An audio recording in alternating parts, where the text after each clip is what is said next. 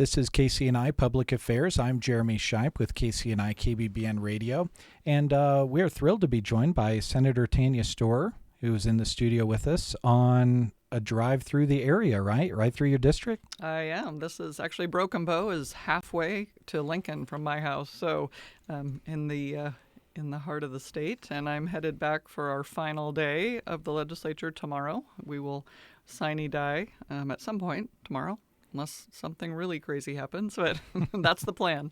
Which you're always prepared for, I'm sure. I guess that's maybe a good point where we can start our talk, kind of getting your feet wet and getting used to things. Before we turn on the mics, you talked about how it's just a sprint sometimes. And how have things gone just in general, just getting used to things? Every day is a learning experience, I'm sure. Absolutely. One thing I certainly have gotten better at is thinking on the fly and being prepared for, the unpredictable. But overall, I would say things have went well. Had a lot of successes over the biennium that with bills that we were able to get across the finish line that I think I try to be very intentional about anything I agree to introduce and carry. That the primary question is this A, fit my own political philosophies and what I believe in, and B, is this going to be helpful to the people of the 43rd District? Are we making people's lives better? And so that being said, I think I introduced a total of 29 bills in the biennium between last year and this year. And we, as of tomorrow, all things going as planned, we will have gotten 20 of those over the finish line. So each and every one takes shepherding and unique effort to get them over the finish line. But yeah, so I think all things being said, it has went well. Good. And we'll talk about a couple of those 20-some that you mentioned, but I guess where I kind of wanted to start it is asking if there had been any talks on the funding of research to create man-made clouds so that we can produce our own precipitation. Because I'm sure you run into this conversation a lot these days throughout the district. We just need some rain. And right. Farmers and ranchers and community members alike, we all are wanting it, even if it rains out our favorite parade this upcoming summer. Yeah. Well, that was probably a question I wasn't necessarily prepared for, but there's not necessarily been any conversation in the legislature on that topic. I have had some constituents reach out with some questions and maybe concerns about, is weather modification happening? Is it being done responsibly for good or for bad? I don't really have any solid answers to those questions at this point, but I do have a lot of curiosity of my own in terms of, I remember being, I think I was only 10 or 11 years old with my dad down at some cattle show in Oklahoma. I can't remember exactly where we were, but I've never forgotten this, but there was a individual there that was with the Oklahoma, I think, state, and he was talking about cloud seeding, so that would have been back in the, early 80s, late 70s, early 80s. Mm-hmm. So I know that this is technology that's certainly been around for a while, but I do have a lot of questions, probably as many as those I've received from constituents in terms of where are we at today, what's being done, is it being done for good or for ill, is there an appropriate use, to your point, to help mitigate drought? But as with anything, sometimes we're always cautious about good technology can always kind of get hijacked and used for ill intention as well. Yeah. I'll just kind of my lighthearted attempt at just kind of introducing a topic that I'm sure really kind of in the middle of everything that you had going on in the business and bills you were trying to conduct. I mean, when a good portion of acreage in the state starts burning, it catches the attention of everyone, and I'm sure that on the floor it kind of sparked off its own conversation and what could be done by folks in your position in order to help in the future, right? Yeah, most of the conversation that took place in Lincoln this spring regarding the fires was around, emergency management response, NEMA, is our communication systems working as they should for quick fire response? And of course, then the next big question is, how are those counties? There's a lot of conversation. There was a bill passed a few years ago by Senator Erdman that allowed for people to go in and ask for if they had property. The original bill said if they had property that had been destroyed, that they could go in and ask for that to be removed from the tax rolls, or reduce the assessed valuation on that. And that sort of has morphed now into, originally that was introduced for the primary purpose. I remember speaking with Senator Erdman, and it was because he had a constituent whose house had burned down. So it was gone, right? Mm-hmm. And that makes sense. The year he introduced that was when we experienced all the flooding. And so it kind of quickly morphed into this conversation of, well, if your land has been flooded in that year, now this year we're talking about destroyed by fire, damaged by fire, does that same concept for reduced valuation apply? So I do know that NACO is working with Department of Revenue and trying to formulate a appropriate sort of formula, I guess, in terms of how landowners can make those appeals. And I have not seen them come out with their suggestions yet, but I think that's going to be happening rather quickly, because those appeals will be taking place here in the next month or two. But then the next big question is funding. What the revenue source for counties, let's just take Garden County, which is not in my district, but Garden County was very heavily impacted by the fires recently. Like, if 50% of the land in that county, and I don't think that's an exaggeration for Garden County, was damaged by fire, and that land gets a significant reduction in assessed valuation, what does the county do for revenue? So those are some of the conversations we have had. Not a lot of answers yet, but a lot of concern, and continuing to try and plan for that in the upcoming year. And, it's kind of one of those things, you wish you didn't have to have those kinds of fail-safes. Mm-hmm. No one wants the land to light on fire unexpectedly, but those are good things to have in place in the future should it happen again, I'm sure. Yeah, and really, again, just really planning for, at the end of the day, your county, your school, your NRD, they still have to have a source of revenue adequate to fulfill their responsibilities and pay their bills. And so how does that shift take place? Does the state take on some of that in the event of a disaster?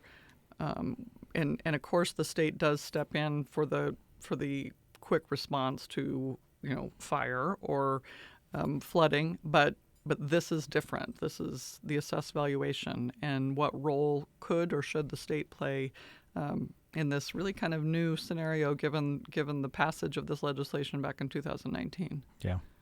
Let's talk about LB 1195. I'm sure you knew that this question was coming, because folks in Custer County might have heard about this. Maybe they haven't, but it's my understanding that this kind of all started with a phone call with our Sheriff Osmond. I kind of talk about the problem he explained to you, and kind of why a bill was needed to solve that problem that Sheriff Osmond was seeing. Yeah, I'm very excited that has been sent to the governor's desk, and I didn't look at the worksheet today, but it should have been signed by now. But when Sheriff Osborne called, it was an issue that I was actually already familiar with due to the fact I had served as a county commissioner in Cherry County for 8 years, and we also fulfilled the role of Board of Corrections. So the commissioners in Cherry County run the jail, and our staff there had pointed out to us that this was a problem, and we really struggled with the same issue in the 8 years I was there. And so I was excited when I received the call from Sheriff Osborne, and was more than willing to take up the charge and introduce the bill. And we were, very excited that we were able to get that across the finish line. But the short version of what problem we're solving with the bill, there was very old statute, very old language on the books that I think it actually used the word matron, but it required that if you had a female inmate in your jail, that you had to have a female, and again, the old language was matron. We would refer to that as correction officer today, but you had to have a female correction officer supervise them 24/7 around the clock. Well, that becomes very burdensome, especially for our small counties, just in terms of staffing, because on average, I think almost any of our county jails probably have at least one female inmate in custody at any given time. And so What the law changed was it removed that requirement for the 24/7 supervision. So this would allow a male correction officer to do just your basic, administer meds, deliver meals, do cell checks for female inmates. It does not, however, make any changes. It would still require a female correction officer to do any sort of a strip search or supervise, when they're taking a shower or anything of that nature. Those requirements still stay in place. But, it allows a county jail to maybe pull in somebody on call or just if they need to be there for an hour to supervise in those very unique circumstances. So this really is an example of reforming our regulations in a thoughtful and meaningful way that I think should provide for some tax relief that's tied to how we staff our facilities. That kind of led me into my next question. So often, the big conversation has been taxes and tax relief. And human nature just always has us thinking about that in a direct sense and cutting this or that in order to save money. But it's things like this bill that have been around for over 120 years or so that they help that effort as well in providing that relief in a kind of indirect way. Yeah, I have said from the beginning that part of the challenge with property tax relief is identifying outdated and burdensome regulations, the things, or unfunded mandates. Sometimes we refer to these things as unfunded mandates, and being very cognizant of not passing more unfunded mandates. There were several bills that came through this year that I absolutely could not support. One that drew a lot of unique attention that I would mention, It was not well understood the way the media in Lincoln anyway reported it, but there was a bill brought by Senator Wardenkemper, and it was kind of referred to as the firefighter bill.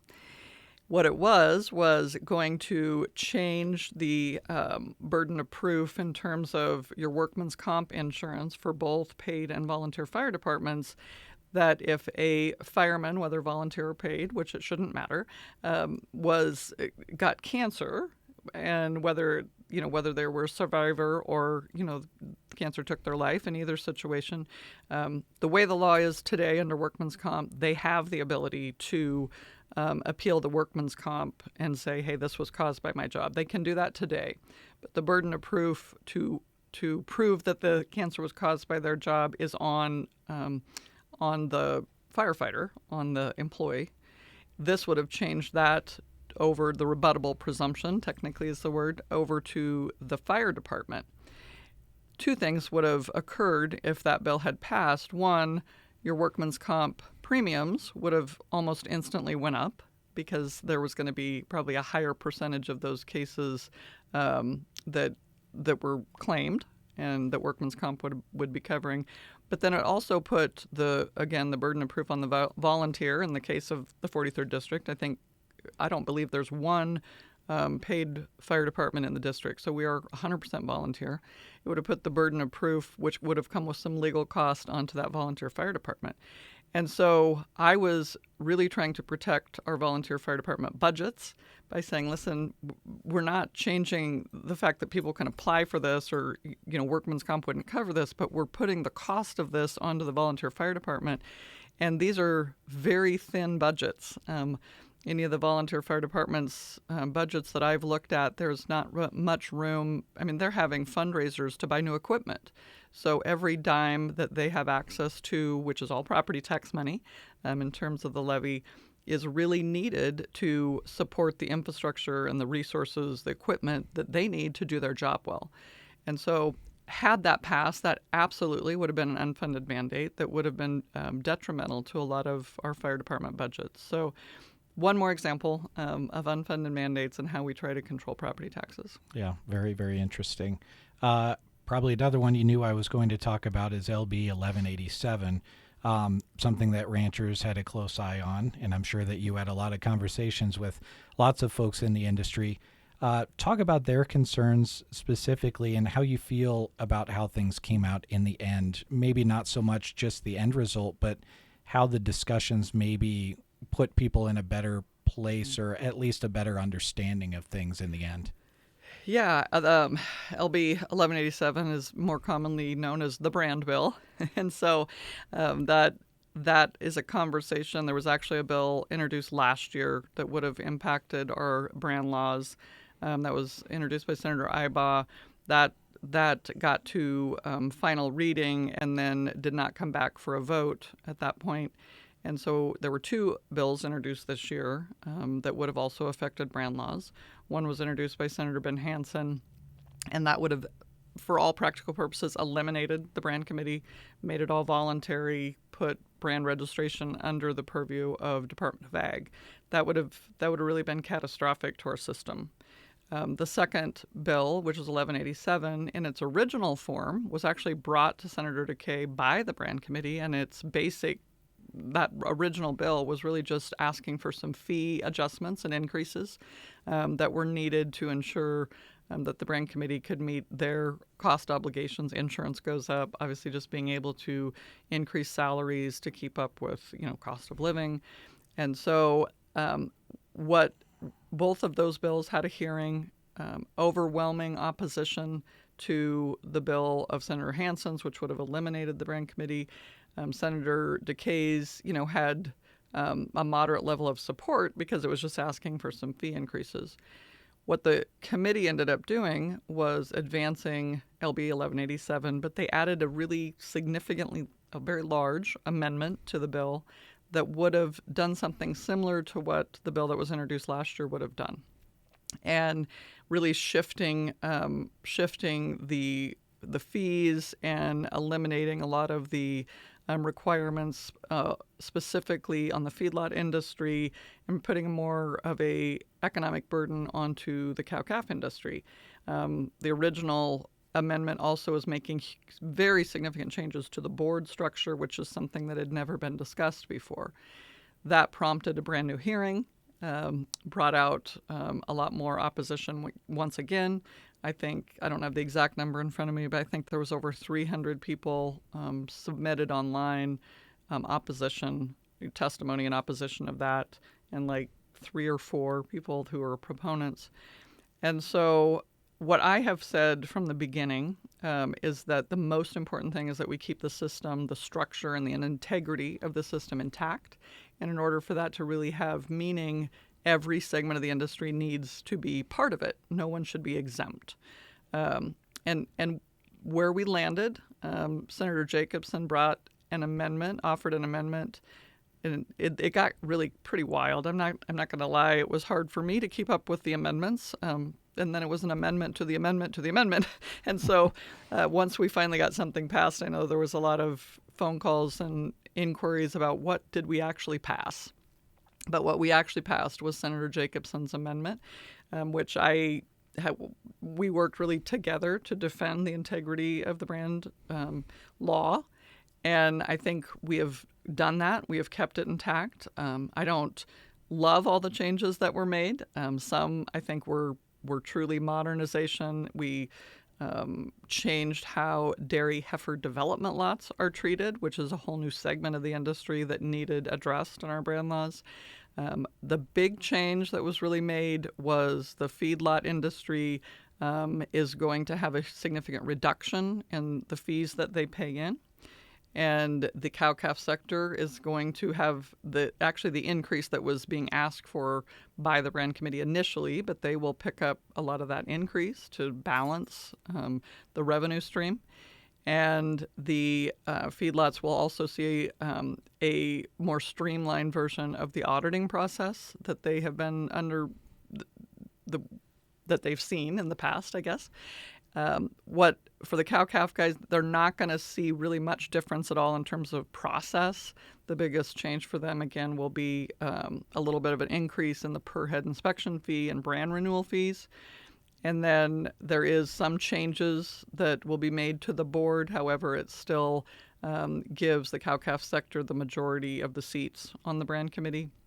And so, again, some things I didn't love in it, but at the end of the day, the most important thing to me, and I think to our industry and the integrity of the system, which really is the purpose of brand laws, are to provide a mechanism for proof of ownership, which is important for any property right. If you own something, you need to have a mechanism to prove that it's yours for it to have value. So that's fundamentally important. And also, deterrence of fraud and theft. And so, we're talking about a multi-billion-dollar industry here in the state of Nebraska that deserves a system that protects and respects that asset. So we've kept the fundamentals in place. The way I've put it to folks, the ship took a few blows to the bow, but we held her together. So, I think for the most part, I will tell you, there's not much appetite amongst my colleagues who, for the most part, didn't really understand the nuances of brand law, but it was a very emotional issue, and they understand we've made significant changes. I don't think there's a real appetite to come back to this anytime soon. Sure. Yeah. And I knew you probably knew we would talk budget at some point. I wanted to touch on that as well before we give you an opportunity to close out our conversation. What was kind of the toughest part of getting that over the hill and closing that deficit as much as possible, and how we as Nebraskans will kind of actually be affected by this? Yeah, from the very beginning, three of my colleagues and I actually, in preparation for kind of the budget fight this year, came out early with a pledge that we would not raise taxes.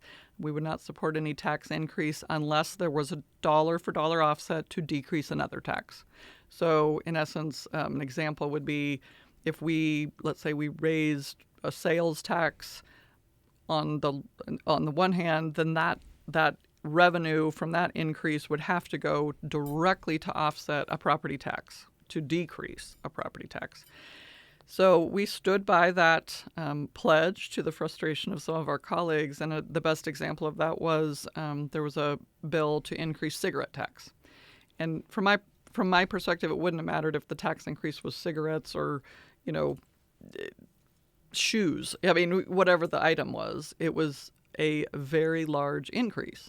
And we said no, we would not support that because there was no dollar-for-dollar offset to decrease another tax. So to answer your question of how did we really solve the budget gap this year, it was just reining in a lot of expenditures. There were no programs that were cut, but certainly every agency had to take a look at, trimming the fat within agency budgets, and that was done. I still think there could probably be a little more of that done, and really just trying to control the spending. The frustration for me when I hear, when you really look at the numbers, we have seen a significant increase in expenditures, and I've said it this way, in Nebraska, we don't really have a revenue problem, we have a spending problem. And just in your home or your personal budget, you only have a couple of options. You have to figure out how to either bring more money in if you're going to continue to spend more money, or you have to reduce your spending to match your income. And that is really the fundamental responsibility here in Nebraska from the state legislature's perspective, is balancing that budget and determining, are we going to bring more money in to spend more money, which would be raising taxes, and I don't believe in that, or are we going to do things that generate and stimulate an economy that self-generates more income without raising a tax rate? That's how I believe the budget should work. But, it's not. We're already going into this summer, we're already seeing that the state is, after the last forecast, the forecasting board met again, and revenues were down more than they expected. So I am sad to report we're already in the red again. Now, that won't need to be addressed until we reconvene next session. But there were many things at play that got us to this point, which is probably another half-hour program, to be quite honest with you. But we just have to be fiscally responsible and only spend within our means of what we bring in as a state. And raising any tax, if we just eliminate a bunch of exemptions, that's the equivalent of raising taxes. And if we're not decreasing a property tax on the other side of that, we're doing nothing more than becoming a higher tax state. I don't think that's business friendly. I don't think that's friendly to households. So it's going to be a tough year next year again. I don't know that many of us are looking forward to the budget discussion for the next biennium, because we're probably going to have at least one or two more pretty tough years of making decisions to balance that budget. It kind of seemed like there was kind of a standstill on the budget this year, and then all of a sudden there wasn't. And it kind of seems like there were maybe a couple of subjects that really pushed people over to being okay with the budget. And I kind of looked at a couple of these myself as kind of maybe the reason, and you can tell me if I'm right or wrong on this, but the child care tax credit change, and then also the private school opportunity scholarship side of things, which was to the tune of like $3.5 million. Am I right in saying that those were kind of the thing that people had maybe the most issue with going forward? Yeah, no, you've hit the nail on the head. That absolutely is what held the budget up. There was just a lot of disagreement on whether or not those two items should have been included as a line item in the budget.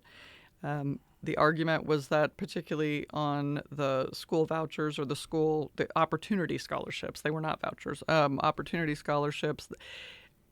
Two things I want to say about that. One, the sort of the argument of that line item is the feeling that that was a political issue, and I think that's accurate. It is a political issue. There's different political viewpoints of how state dollars should be used for private education, and that, again, is a whole nother conversation.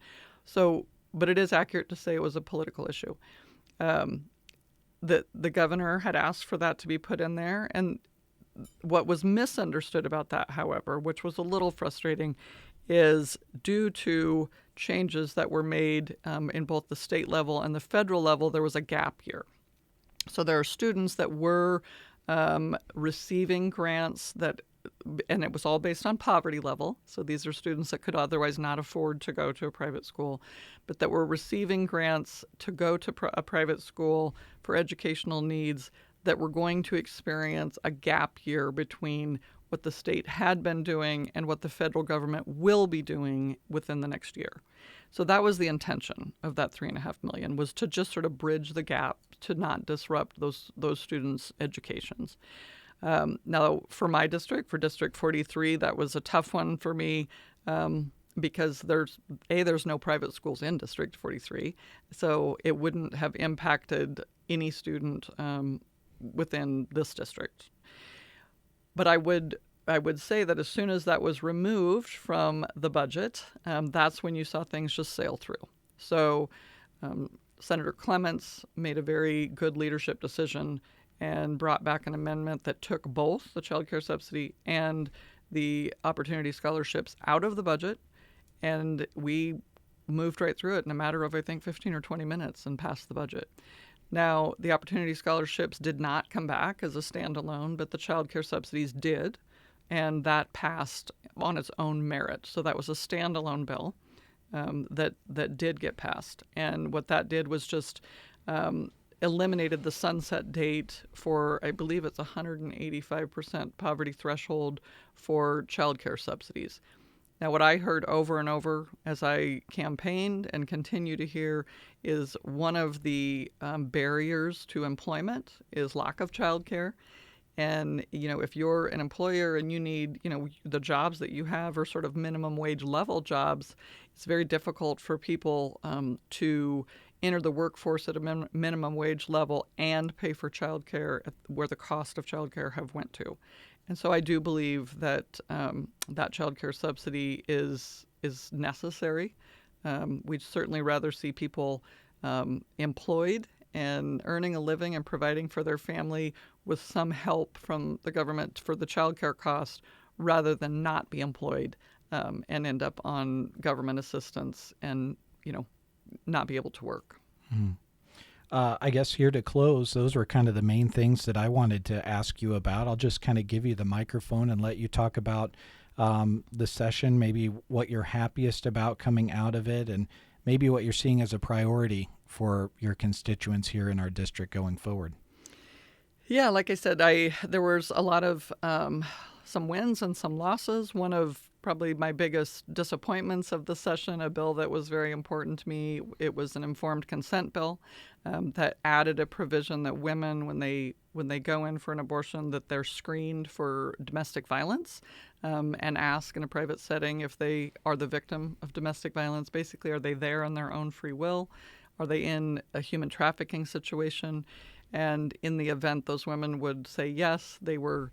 The bill would have provided that they be given a number for the hotline number to get assistance, and really an opportunity to get out of those violent domestic violence situations.